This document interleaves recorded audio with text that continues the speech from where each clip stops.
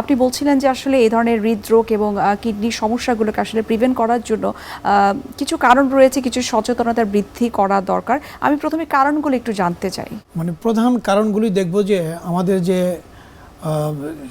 দৈনন্দিন যে লাইফস্টাইল আমাদের যেটা আছে, তো সেই লাইফস্টাইলের সাথেই এগুলো বেশিরভাগ জড়িত। আচ্ছা, যেমন প্রধান কারণ যদি বলি যে হার্ট অ্যাটাকের, তাহলে দেখা যায় উচ্চ রক্তচাপ, ডায়াবেটিস, এবং আমরা যে খাবার খাই সেখানে যদি অতিরিক্ত চর্বি থাকে, সেই জন্য কোলেস্টেরল যদি রক্তে বেশি থাকে সেটা, ওবেসিটি যাদের ওজন অনেক বেশি হয়ে যায় সেটা একটা কারণ, স্মোকিং যদি যারা ধূমপান করে, ধূমপান এটা শুধু বিষপান, আমরা বলি যে শুধু বিষপান মানে এটা ক্যান্সার করে, সবার ধারণা যে ধূমপান করলে ক্যান্সার হবে, কিন্তু এর চেয়ে মারাত্মক ক্ষতি করে যে ধূমপানের জন্য সরাসরি আমাদের যে রক্তনালী সব ড্যামেজ করে, এবং সেই রক্তনালীগুলো হার্টের রক্তনালী প্রথম ড্যামেজ করে, যার জন্য তার হার্ট অ্যাটাক হয়।